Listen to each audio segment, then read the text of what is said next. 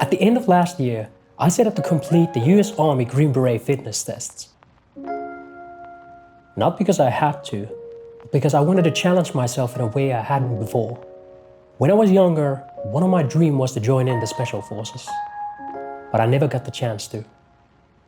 So now, I was gonna see if I could actually measure up. Here's what I had to complete. The standard physical fitness tests, a 12-mile rock run with a 45-pound load, and a 50-meter swim, fully geared. I would start with the fitness tests. The rock and the swim would come at a later date. There were two reasons that I wanted to do these tests. First, that old dream of being in the Special Forces never really went away. During my mandatory service here in Finland, I didn't get the opportunity, and that quietly fed the everlasting feeling of never being actually quite good enough. It lingered, so I wanted to finally face it. Second, there was a time in my life when even short walks would leave me breathless. I was overweight and genuinely couldn't believe I could never change that. So I wanted to dedicate this attempt to that version of myself. I'm glad I was wrong. So we're out in the tracks today. It's 11 a.m. It's -2 degrees and we're attempting to run the 2 mile in 13 minutes. First, I'm gonna do some warm-ups and then it's off to the races. If I'm being totally honest, I'm kind of nervous. Running isn't my strength, it's one of my weaknesses. But there's nothing else you can do. Just push your head forward and try to do the best you can.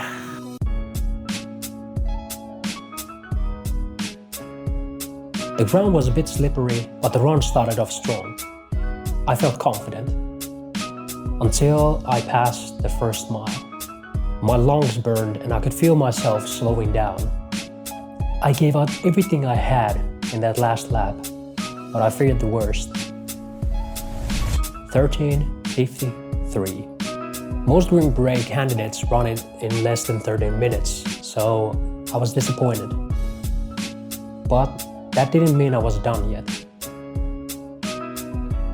Next up, we have the calisthenic exercises, so pull-ups, push-ups and sit-ups.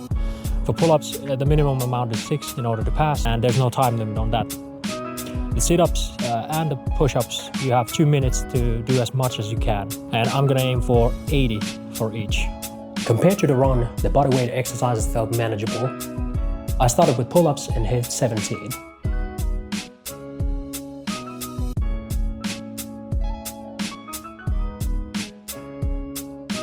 Then push-ups.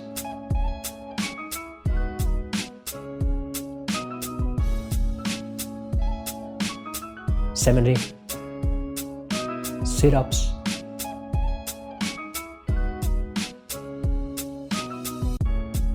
78, both under a 2-minute timer. These were exceptional numbers, and even though I gave it my all, I still like knowing that there's always room to improve. After that, it was time to go home and recover. Today, we're gonna attempt a 12-mile rock run. I'm gonna try to finish the rock in less than 3 hours. And after that, we're gonna finish the day off by swimming in full gear for 50 meters. But first, we have to pack up our rock.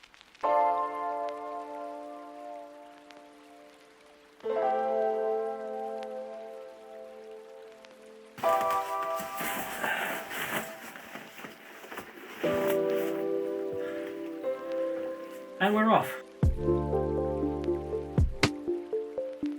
There's a problem.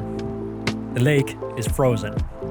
We're currently at Kuusijärvi, where we're gonna take a lap that's roughly 1.9 kilometers. So I need to run it 10 times. And after that, we're gonna figure out whether or not I can swim here. Wish me luck. The rock run was the real test of endurance.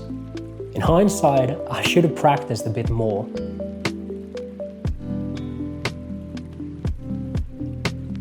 We're almost done 2 laps, which is 4 kilometers. At this point, the pace is going well. We're at 28 minutes. Somewhere between mile 6 and 7, I realized that this is what life feels like sometimes. In life, there are times when moving forward feels impossible, and the burden you carry seems overwhelming. We're almost done 8 laps, which is roughly 16 kilometers. And at this point, I'm having a fight with my mind, where it's telling me to give up.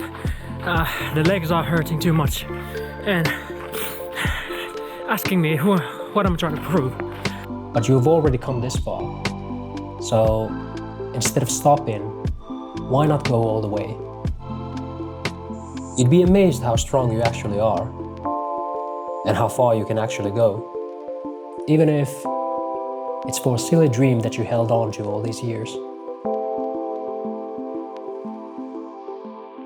By the final stretch, my legs were aching and I had given all I had. The only thing that was going through my head was, just take one more step. And when I crossed the finish line, I checked my watch and 2 hours and 49 minutes. I was relieved and completely spent. But there was still one last test to complete. Exhausted and soaked in sweat, I stepped into that icy water, and as soon as I sank, panic started to hit. But I came too far to quit now, so I calmed myself and kept swimming.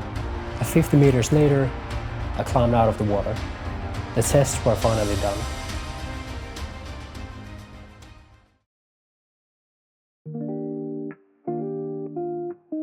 So, what did I learn?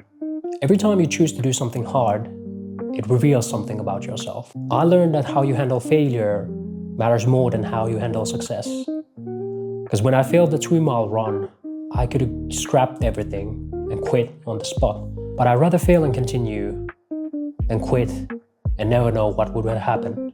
I also learned how much control we have over our own minds. And finally, a lot of people thought that what I was doing was a stupid thing to do. But no matter how silly a dream might seem, if it matters to you, you owe it to yourself to at least try. For me, the struggle was worth paying for, because living with that what if would have cost me much more.